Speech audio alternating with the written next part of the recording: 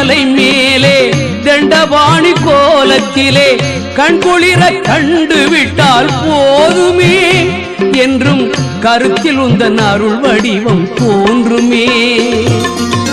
உள்ளத்திலே நீ இருக்க உன்னை நம்பி நான் இருக்க வெள்ளிமலையான் மகனே வேலையா என் வாழ்வு வளம் காண கடைக்கண் பாரையா கடைக்கண் பாரையா.